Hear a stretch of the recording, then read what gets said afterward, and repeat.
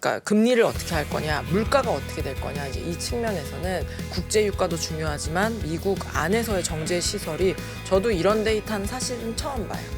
이게 사실 지금까지 별 탈이 없었기 때문에 우리가 막 미국에서 정제 설비가 없어서 막 기름을 뽑아내지를 못해서 휘발유가 부족하다 이런 얘기는 사실 처음 들어보잖아요.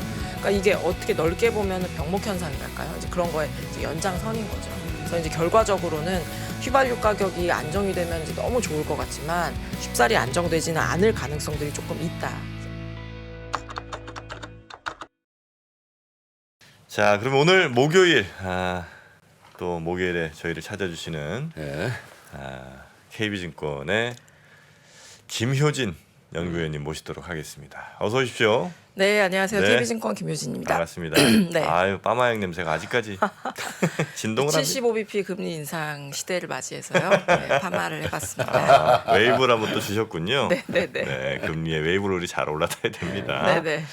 자, 우리 김효진 위원과 함께 일단은 뭐 제일 큰 얘기가 뭐 금리 그다음에 물가 얘기. 네, 뭐 자료를 네. 물가 이야기를 준비해 오긴 했는데요. 네. 일단은 어제 밤에 있었던 그 FOMC 이야기를 아까 뉴스3에서도 전달해 드렸겠지만 네. 안 할 수가 없네요. 그리고 간단히 시장 했어요. 간단히 제가. 그리고 일부러. 또 시장 반응이 또 시장은 환호했으니까 그러니까. 그거에 대해서 예. 네, 또 오늘 밤이 어떨지 되게 궁금하긴 한데 그것도 한번 이야기를 좀 나눠봐야 예, 될 것 같습니다. 좋습니다. 그래서 아마 눈 뜨자마자 그래서 몇 bp 올렸대 이거를 보신 분들 되게 많을 것 같은데 오늘 우리 올해 들어서 제일 많이 오셨는데 7만 5천 명 오셨어요. 오 그러네요. 순간 네. 농접 최고 치고. 네네. 네네네네. 그래서 지금 이제 75bp 금리 인상을 했고 1994년 이후 처음이기 때문에 굉장히 이례적입니다. 근데 올린 폭만 사실 이례적인 건 아니고요. 그저께 이제 월스트리트저널 보도를 통해서 75bp 올릴 수도 있대. 흘렸죠. 라는 흘렸어요. 보도가 있었고 네. 그걸 이제 월가에서도 그리고 이어서 여의도에서도 이게 그냥 한 명이 추측성 보도가 아니고 흘린 거일 거다라고 흘렸다고. 하면서 이제 외사들에서도 주요 IB들에서도 전망치를 그래? 그럼 우리도 75bp 인상을 했기 때문에 사실은 이거 예방주사라는 표현 잘 안 맞는 것 같기는 한데 예방주사 살짝 맞고 금리를 올렸기 때문에 시장은 조금 진짜로 조금 그렇게 되게 급했나 보다 빨리 금리 네. 물가를 잡고 싶은가 보다라고 이제 생각을 하면서 이제 올랐다라고 좀 봐주시면 될 것 같고 네. 사실은 이 6월 FOMC였잖아요. 3, 6, 9, 12에는 뭘 하냐면 경제 전망하고 점도표가 그렇죠. 발표가 돼요. 네. 그래서 사실은 뭐 이번 주 초나 지난 주쯤에 이제 각 증권사들에서는 점도표가 이렇게 됐었고 만약 경제 전망이 이렇게 되면 이제 이렇게 될 것이다라는 네. 보고서들이 아마 나왔을 텐데 저는 개인적으로는 올해는 걸 쓰지는 않았어요. 네. 왜냐하면 이게 너무 많이 변해서 예. 한 달 한 달 물가에 따라서 좀 많이 바뀔 수밖에 없는 상황이기 때문에 네. 지금 숫자 자체는 올해 말에 가서도 물가가 낮아져도 코어 PC라고 하죠. 저희 핵심 근원 물가 지수가 4% 정도밖에는 내려오지 않는 모습으로 그리고 실업률은 내년부터 점진적으로 올라가는 모습으로 이렇게 그려놨습니다만 여기에 대해서는 아마 시장은 굉장히 크게 의미를 부여하지는 옛날만큼은 부여하진 않는 것 같아요. 그래서 이제 점도표 내용 자체를 보신다면은 올해 연말까지는 이제 3.5에서 3.75 정도의 금리 인상, 네. 내년에는 3.75에서 4%의 금리 인상을 점을 찍은 의원들이 가장 많았습니다. 네. 그래서 이제 역산을 해보면 올해 회의가 이제 7월, 9월, 10월 네 번. 12월 이렇게 네 번 이제 남았으니까요. 네. 11월이네요. 11월, 12월 이제 이렇게 네 번이 남았으니까 75bp 한 번 더 올리고 그 다음에 이제 50bp 올리고 25bp, 25bp 이제 이런 정도로 올리지 않을까라는 정도로 시장은 이제 많이 관측을 그렇죠. 하고 있는 상황이에요. 점도표는요. 네. 연말쯤 그렇게 될 거다라는 그 의미가 중요한 거예요? 아니면 지금 연준 위원들은 지금 현재 상황을 이렇게 보고 있다가 더 중요한 거예요? 왜냐면 이제 점도표를 예전에 작년인가? 2023년까지는 금리 올린다는 점도표 없었잖아요. 이 양반들이 뭐 하나도 없다가 이렇게 막 바꾸잖아요. 그러니까 지금 그게 나중에 그렇게 될 거다라고 내가 생각을 하고 거기에 맞는 어떤 전략을 취하는 게 중요한 건지 그거보다는 차라리 그냥 지금 현재 상황에서 경제를 이 양반들이 이렇게 보고 있으니까 요 정도 내가 대응하면 되겠다 이렇게 보는 게 더 맞는 건지. 정 대표님 오늘도 되게 예리한 질문. 아유 네. 고맙습니다. 아니 근데 내가 볼 때 뭐 요즘 수준이 좀 올라오긴 했는데 유독 김효진 의원 나올 때만 준비된 아이고 참 그 느낌이 와. 무슨 말씀이세요? 제가 새벽에 카톡을 드려요. 네. 굉장히 아 아니, 그런가요? 뭐? 이상한가요? 아니 나만 지금 따당하는 거예요 지금? 아닙니다. 네, 그 카톡은 아닙니다. 비밀이에요. 아, 네네네, 알겠습니다.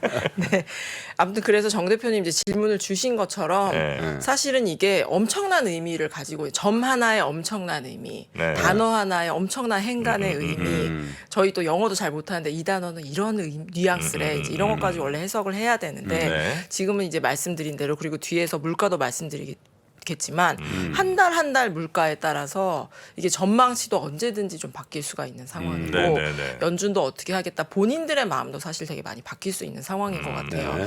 얘기를 조금 돌아가서 오늘 왜 75bp였을까? 그리고 그거를 왜 이틀 전에 그렇게 흘렸을까? 사실은 이게 뭐 거창한 단어로 이제 저희가 신뢰성이라고 이야기하는데 네. 사실은 좀 모양이 빠지는 모습이긴 하죠. 그렇지. 예, 그래서 사실은 좀 일부에서도 75bp 금리 인상을 하면은 더 물가 컨트롤에는 좋을 수도 있겠지만 네. 이걸 이렇게 급격하게 바꾸는 거는 또 좋지 않기 때문에 50bp 금리 인상을 할 수도 있어라는 네. 이야기들도 사실은 많았었거든요. 네.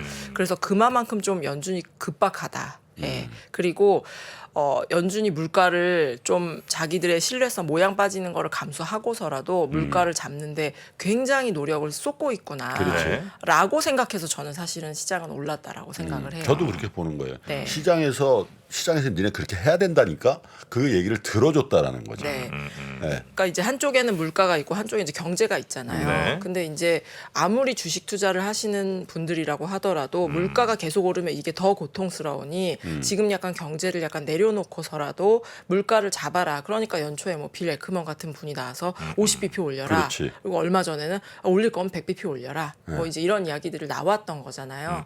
근데 이제 연준 입장에서는 항상 두 가지 그 무거운 책무, 물가 안정과 최대 고용을 요 사이에서 그 균형점을 맞추기가 되게 어려웠는데 이번에는 아까 점도표 이야기, 뭐 경제 전망 이야기는 제가 아주 자세히 드리진 않았습니다만 경제는 확실히 조금 우리가 보기에도 좀 안 좋아질 수 있어. 그 대신에 우리는 좀 모양이 빠지더라도 75bp를 올려서라도 이 물가에 대해서 좀 적극 대응을 하겠다라는 걸로 시장은 반응을 했고 네. 그래서 앞으로 경제가 좀 안 좋아질 수 있다라는 걸 반영하면서 금리는 조금 조금이 아니죠. 많이 10bp 이상 이제 하락하는 모습을 보였고 네. 주가도 사실 그간의 낙폭에 비하면은 너무 작을 수 있겠습니다만 2% 넘게 오랜만에 이제 반등하는 모습들을 보였죠. 네. 그래서 앞으로 그러면은 FOMC가 어떻게 될 거냐 이제 그게 가장 관건이 될 것 같은데 저는 휘발유 가격에 달려 있다라고 봐요.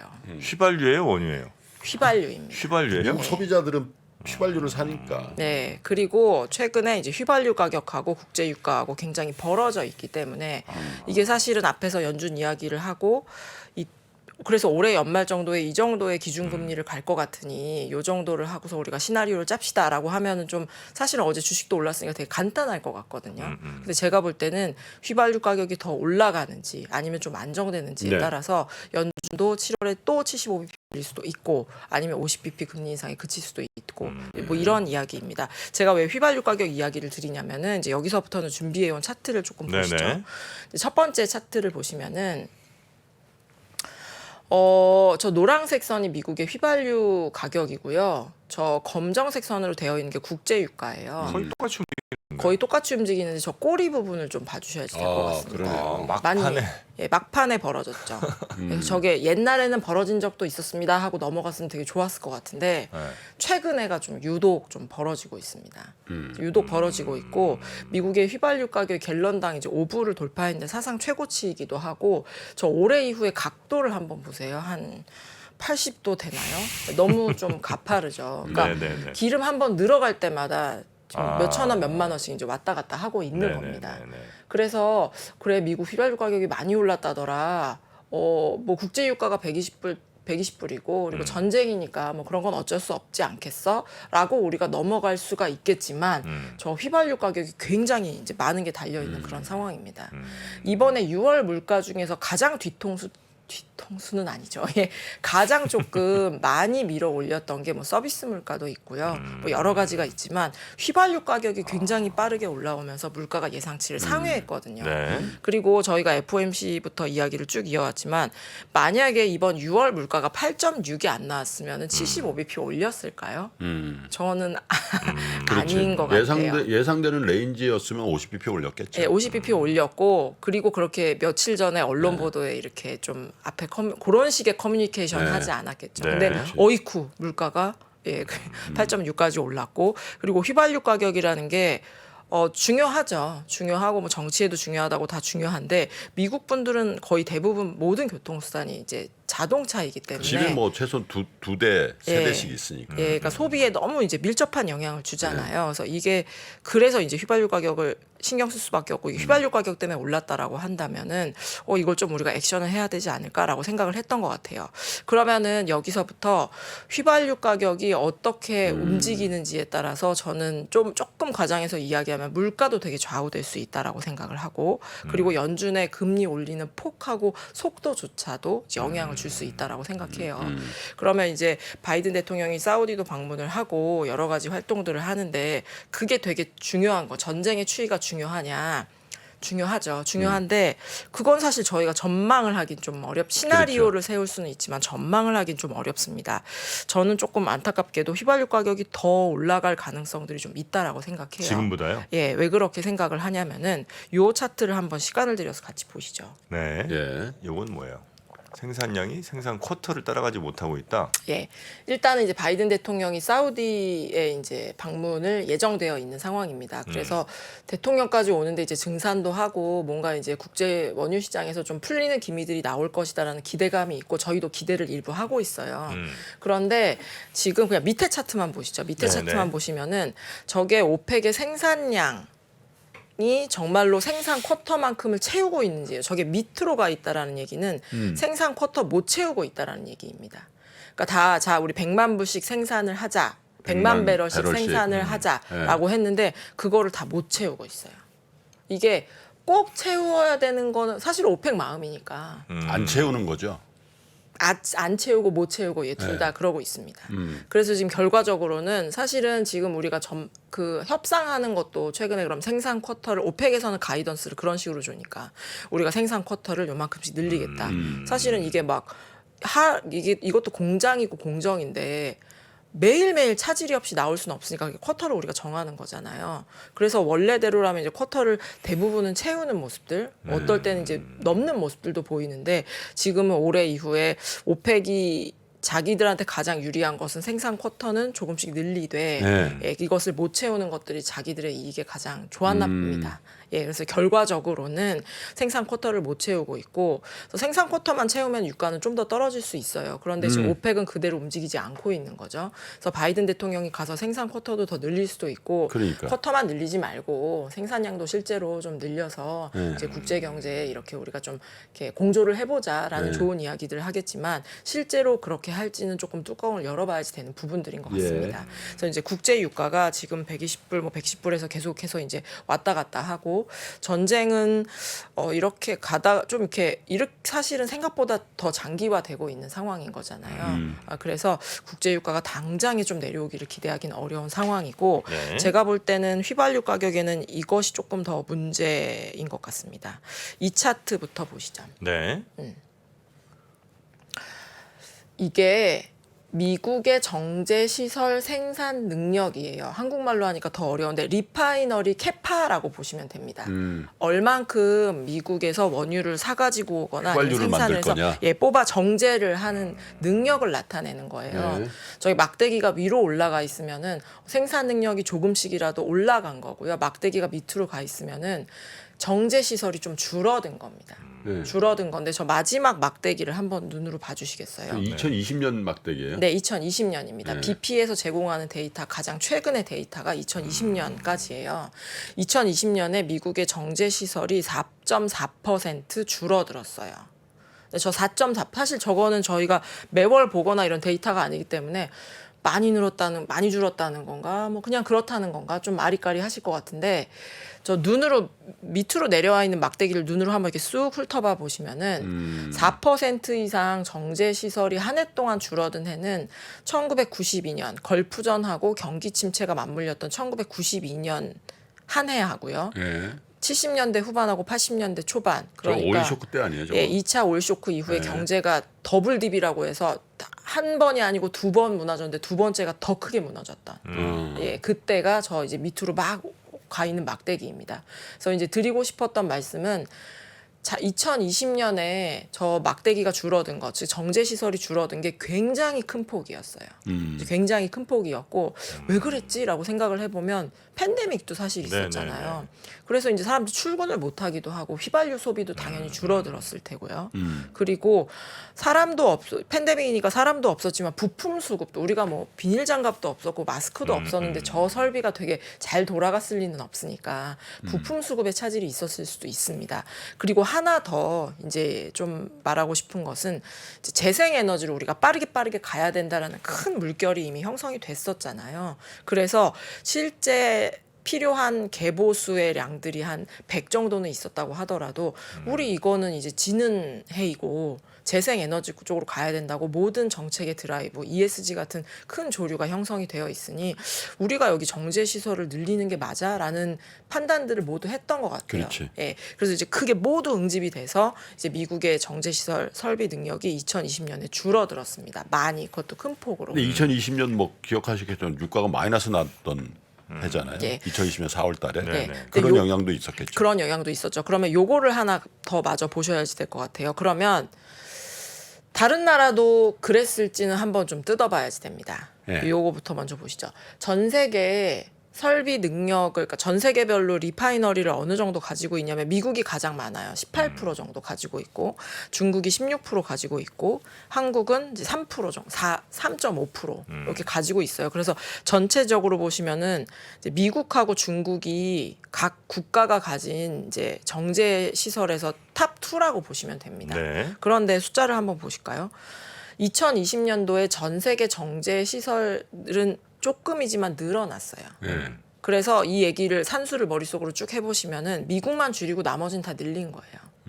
네. 그래서 이게 여러 가지 요인들이 있었고 이거는 과거니까 뭐 옳다 그르다는 없는 것 같은데 결과론적으로는 미국만 캐파를 좀 많이 줄인 꼴이 되었습니다.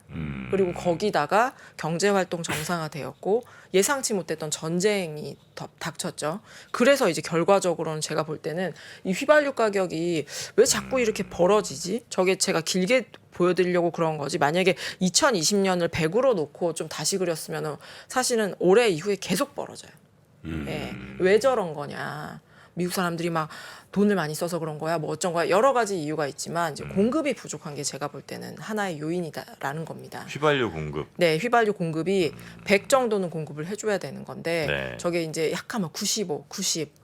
그동안 이제 생산 설비들을 계속해서 늘려온 해들이 있었고 몇 해 동안 줄인 건 아니기 때문에 저런 것들이 영향을 미쳤겠지만 미국만 좀 저렇게 줄였던 것이 제가 볼 때는 좀 이렇게 지금 휘발유 가격을 더 밀어올린 좀 요인이 되지 않았나라는 생각이고 그러면 뒤집어서 얘기하면 만약에 국제 유가가 낮아지면 어떨까요? 휘발유 가격 따라 내려오겠죠. 네, 따라 내려올 겁니다. 그리고 뭐 금리를 75bp 올린다고 해서 사람들이 막 학교를 안 가고 뭐 회사를 안 가고 막 그렇진 않으니까 휘발유 소비 자체는 굉장히 줄지는 않겠지만 뭐 2번 놀러 갈 거 이제 1번 놀러 가고 이제 이런 식으로 하면서 휘발유 가격도 조금 안정이 될 수가 있겠죠. 그런데 공급에 차질이 없다라면은 휘발유 가격 국제 유가가 10% 낮아지면 휘발유 가격도 10% 낮아지고 이렇게 네, 비례식으로 우리가 쭉 이렇게 아름답게 갈 수가 있잖아요. 근데 지금 공급이 만약에 좀 타이트하다라고 한다면 국제 유가가 만약에 낮아진다고 하더라도 휘발유 가격 이제 더디 낮아지는 그런 흐름들을 우리가 예상을 저는 해야 될 것 앞으로도 같습니다. 당분간 저런 그 휘발유 가격과 국제 유가의 괴리는 유지될 가능성이 많겠네요. 왜냐하면 저게 다시 이제 뭔가 생산 설비를 막 하고 막 그렇게 해야지 그 징후 생산 설비가 지금 딱 완비 안 됐다 하더라도 네. 예를 들면 쉘에서 생산 설비 합니다. 쉐브론에서 합니다. 그러면 이제 미리 그걸 가격에 반영할 수가 있을 텐데 요지 부동일 거거든요. 저거 어차피 뭐 BP 이런 데들은 뭐 몇 년 있으면 그거 안 한다고 선언하고 막 그런 네. 거니까. 예. 그래서 저희가 뭐 작년 말부터 그린플레이션 네. 예, 이야기를 했는데 이것도 약간의 이제 그런 모습들이 나타나죠. 예, 그래서 이제 그러니까 금리를 어떻게 할 거냐, 물가가 어떻게 될 거냐, 이제 이 측면에서는 국제 유가도 중요하지만 미국 안에서의 정제 시설이 저도 이런 데이터는 사실은 처음 봐요. 이게 사실 지금까지 별 탈이 없었기 때문에 우리가 막 미국에서 야, 정제 설비가 없어서 막 기름을 뽑아내지를 못해서 휘발유가 부족하다 이런 얘기는 사실 처음 들어보잖아요. 그러니까 이게 어떻게 넓게 보면은 병목 현상의 이제 병목 현상이랄까요? 이제 그런 거에 이제 연장선인 거죠. 그래서 이제 결과적으로는 휘발유 가격이 안정이 되면 이제 너무 좋을 것 같지만 쉽사리 안정되지는 않을 가능성들이 조금 있다 이제라는 거고. 네. 그럼 이제 물가까지 이거를 확장을 해서 보면은. 제가 왜 이런 정제 설비 데이터까지 보여드리냐면은 지금 이제 드라이빙 시즌으로 넘어가고 있기 때문입니다. 네, 이게 항상 왜 안 좋은 건 하나만 오지 않네요. 네, 왜 항상 세트로 오는 거죠? 드라이빙 시즌입니다. 그래서 6페이지 왼쪽 차트를 보시면은 네. 저게 이제 월간 미국 분들의 휘발유 소비량이에요. 그러면은 이게 꽤 이게 저 검정색 선이 평균치예요. 네. 그리고 이제 이렇게 남색 선이 이제 올해입니다. 이제 올해인데 이제 쭉 보시면은 평균치가 이제 4월을 좀 가장 낮고요. 5월부터 쭉 올라가서 6, 7, 8월에는 굉장히 많아요. 그러니까 휴가들을 막 가는 거예요. 그래서 6, 7, 8월에 많고 이제 9월에 접어들면서 좀 휘발유량이 소비량이 줄어드는 모습들이 보입니다. 그러면 만약에 이제 정 대표님 이제 주유소 하신다거나 아니면은 엑소모빌 사장이다라고 하시면은 저 뭐 이렇게 높아지는 그 소비량에 대해서 가격을 어떻게 하시겠어요? 세게 받아야죠. 배짱이죠. 예. 바짝 벌어야죠. 바짝 그래서 벌어야죠. 이제 휘발유 가격은 저 늘어나는 소비량에 따라서 네. 그렇게 쉽사리 안 빠질 수 있다. 이제라는 생각들을 하는 거고. 그래서 이번 주에 민주당에서 법안이 하나 발의됐습니다. 이 정유 업체들이 돈을 되게 많이 벌었어요. 본인들이 이거를 의도했을 거라고 생각 안 해요. 뭐 소비자들 뭐 골탕 먹이고 싶었겠습니까? 근데 결과론적으로 이렇게 되었고 많은 이익을 벌었는데 여기에 대해서 뭐 용어는 좀 다르지만 돈 많이 벌었으니까 세금을 더 내. 라는 법안을 이제 발의를 준비할 정도로 지금 이제 상황이 미국의 휘발유에 대해서는 불꽃이 튀깁니다. 그래서 결과적으로 뭐 그런 작업까지 있을 정도로 이제 네. 보통이 아닌 상황인 거고 다시 차트를 왼쪽 차트를 눈으로 보시자면은 그래서 이게 지금이 6월 한 15일 정도 16일이네요. 16일 정도 됐잖아요. 아 8월 말은 좀 멀었죠. 예, 8월 말은 좀 멀었는데 이게 휘발유 가격이 좀 잡혔으면 좋겠지만 지금 정황상으로는 공급이 이제 제한되어 있고 소비량은 좀 늘어날 만한 그런 상황들이기 때문에 네. 휘발유 가격이 더 늘어날 수밖에 없는 상황이 더 상승할 가능성들이 매우 높다라는 거고 오른쪽 차트를 이제 봐주시면은 네. 저게 점점점점 뭐라고 되어 있는데 저 점들이 그냥 약간 우상향하게 되게 몰려 있잖아요.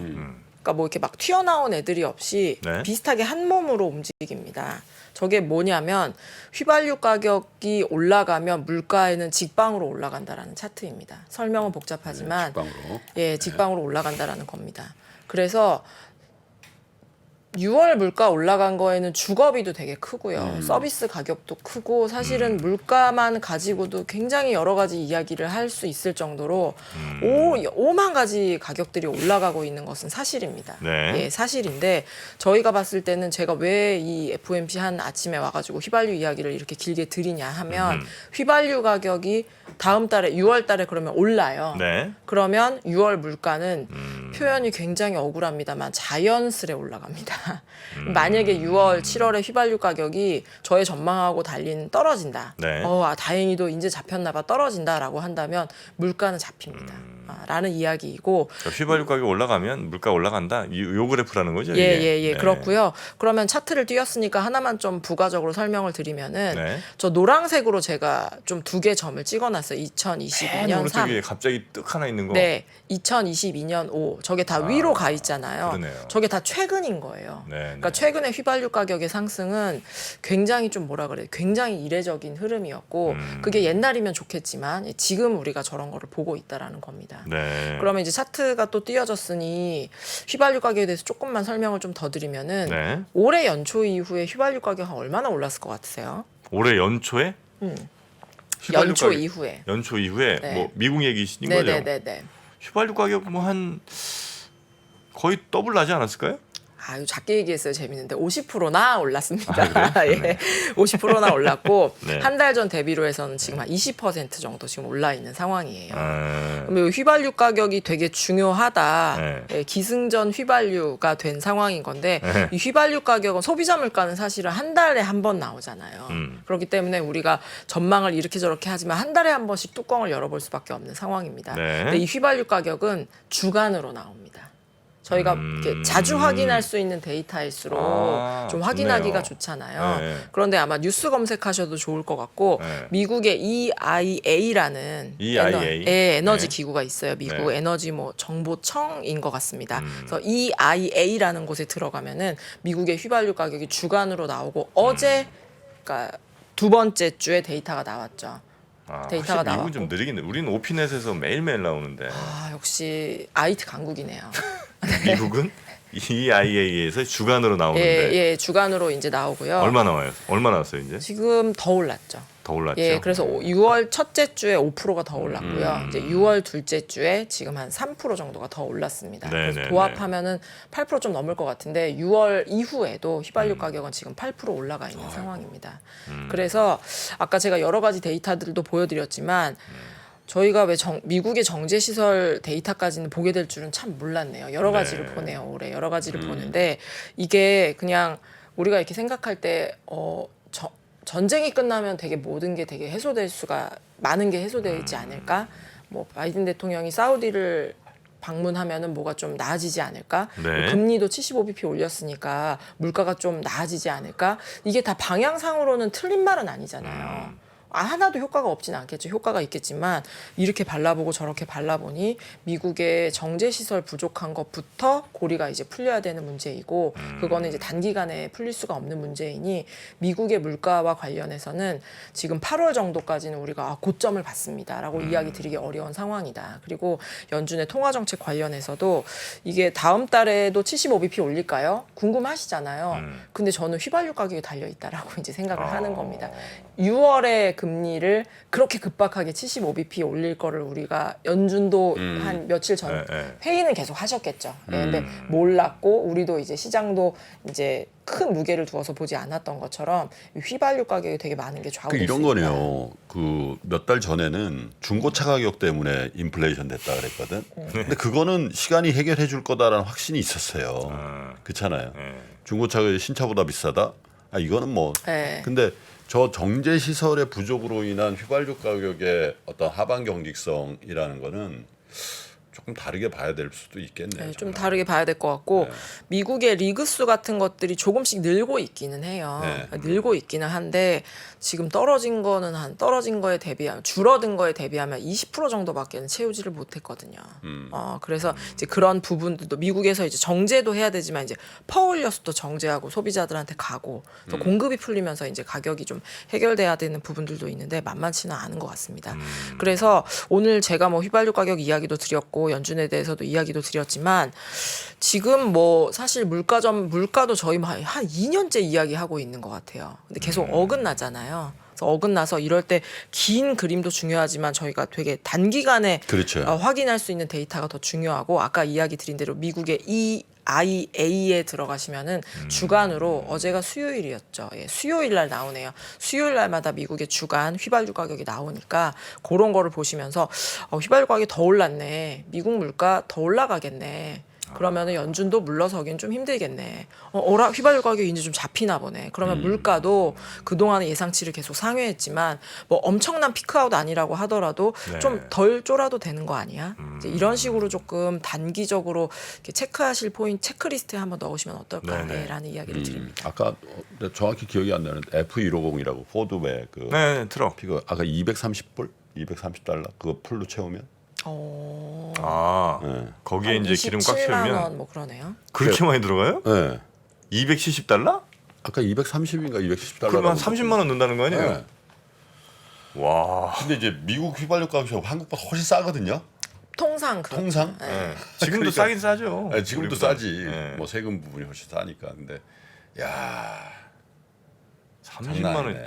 F 이러고 그렇게 많이 들어. 왜냐면 이제 100달러가 통상 우리 10만 원 정도라고 생각하잖아요. 근데 이게 진짜 써보면 미국의 100달러는 굉장히 큰 돈이에요.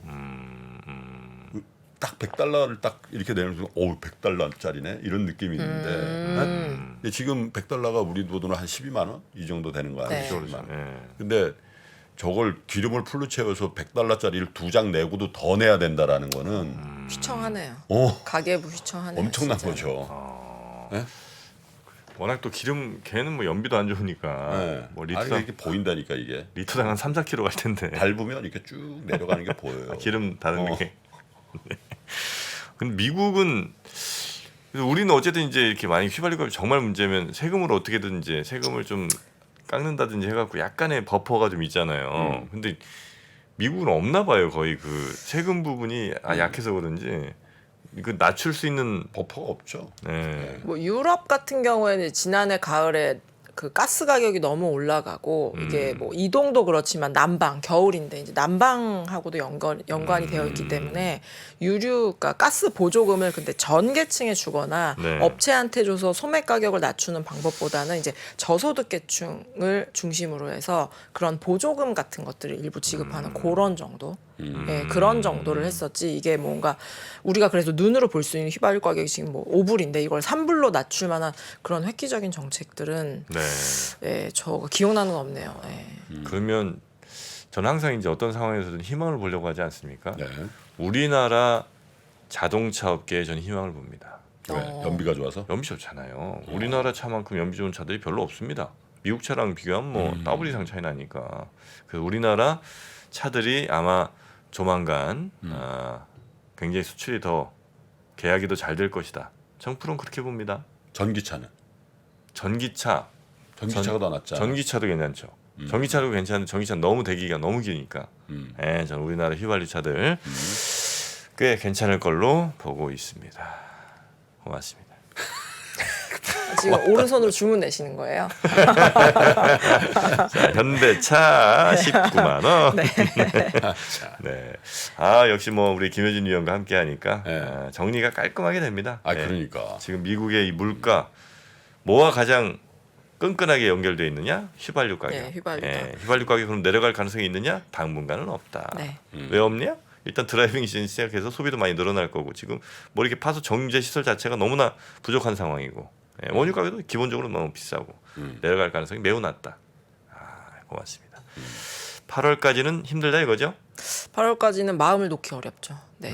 주간으로 휘발유 가격을 보시면서 사실은 저희 물가 전망을 되게 너무 오랫동안 많은 분들 저를 포함해서 많은 분들이 좀 어그러져가지고 네. 아니, 되게 근데 뭐 그건 그 김효진 의원의 잘못은 아니라고 봐요. 왜냐면 근데 뭐 그렇죠. 맞춘 예. 사람이 없잖아 지금. 물가가 이렇게 될 거다. 한 명 있네요 참.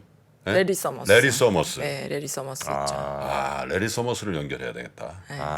레리. 네. 우쭐 쇼 이런 거 만드셔가지고. 그러니까요. 네. 오늘 프로그램 하나 또 서머스가 나왔네요. 진짜 맞았네. 네, 혼자 맞았죠. What's up, yo man? No way. 네, 알겠습니다. 그래서 우리 김효진 위원과는 이 정도로. 아니 근데 김효진 의원, 죄송해요.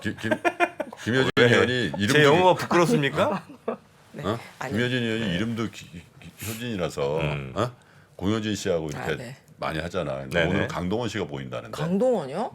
강동원 씨요? 어머 영광입니다. 아니, 네, 강동원 씨 보인대. 그런데 그걸 소개하고 그러세요. 아니, 아니 그건 그렇고 가끔 저 보면 동안이라는 분들이 있는데 몇 살인 줄 알고 자꾸 동안이라고 하시냐고. 20대 중반이면 어떡하시려고 여러분. 아 그건 조심해야지. 그럼요. 몇 살인지 먼저 얘기하시고 동안이라고 하셔야지. 물론 동안은 맞습니다. 예. 동원입니다 동원. 강동원. 한 1초 정도 보인다는데. 네. 하여튼 뭐 우리 김효진 위원님 머리 일단 잘 된 거 다시 한번 축하드리고요. 우상향입니다. 네. 청담동이라고 봐야 될까요? 이거 비밀로. 네. 비밀로 네. 하겠습니다.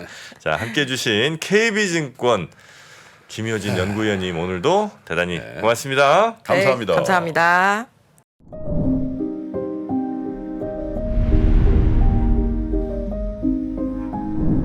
게임에서 살인이 가능한데 성폭행은 안 되는 이유는 무엇입니까? AI에 의해 활동하는 가상인간은 법인격을 가질 수 있을까? 내 아바타에 AI를 입힌다면 나 대신 무엇을 시키고 싶으신가요?